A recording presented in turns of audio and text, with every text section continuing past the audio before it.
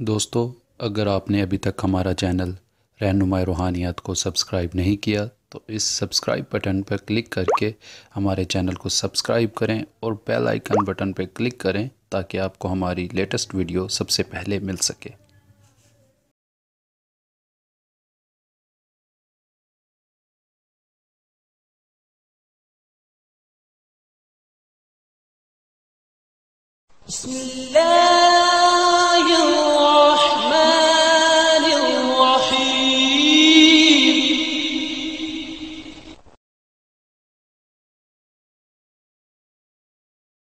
आउज़ुबिल्लाहि मिनश्शैतानिर्रजीम बिस्मिल्लाहिर्रहमानिर्रहीम।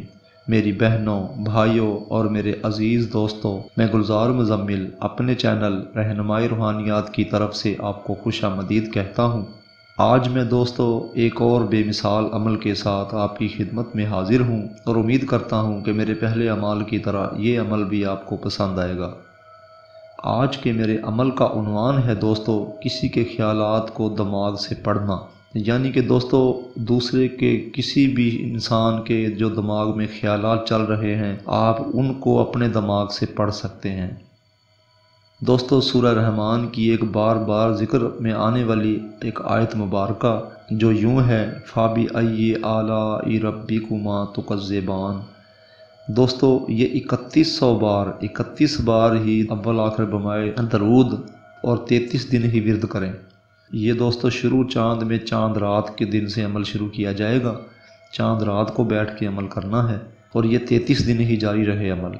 वक्त एक हो और उसके साथ दोस्तों सफ़ेद लिबास आप ज़ेब तन करें। और दोस्तों इस अमल में आपको हिसार की ज़रूरत होगी, यानी कि 7 बार आयतुल कुर्सी, 7 बार चारों कुल, अव्वल आखिर भी 7 बार दरूद पाक पढ़कर अपने चेहरे पर, जिस्म पर, हाथों पर दम करके फेर लें तो यूँ हिसार हो जाएगा और फिर ये अमल करें।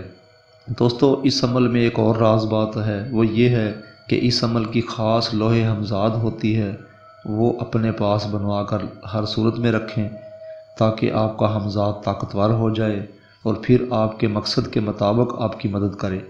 दोस्तों ये अमल मेरा आज़मूदा अमल है जो आज से कई बरस पहले मैंने बार बार आजमाया और कई दोस्तों ने भी किया और 100% ठीक पाया।